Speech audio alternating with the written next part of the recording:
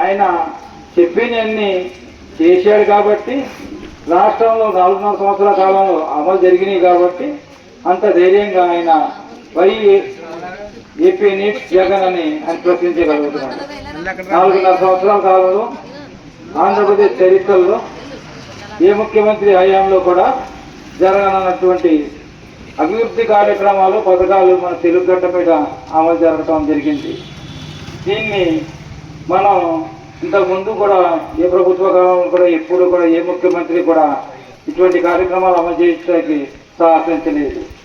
ఆర్థికంగా ఇబ్బంది ఉన్న పరిస్థితి, 2 సంవత్సరాల కాలం కరోనాలో కొట్టుకుపోయిన పరిస్థితి అయినా సరే నేను చెప్పాను, ప్రజలకు ఏదైతే చెప్పానో అదే అమలు చేయవలసిందే. ఎక్కడ ఆయన రాజీ పడకుండా అన్ని పథకాలు అన్ని రకాలుగా అమలు చేయడం జరిగింది. మీరు ఒక్కసారి ఒక విషయం గమనించండి. రాష్ట్రం అంతా కూడా శ్రీకాకుళం జిల్లా ఇచ్చాపురం మొదలెట్టుకుని చిత్తూరు జిల్లా మదనపల్లి వరకు కూడా ఇళ్ల స్థలాలు ఇవ్వటం అన్నది అర్హులందరికీ కూడా చిన్న విషయం, సామాన్యమైన విషయం.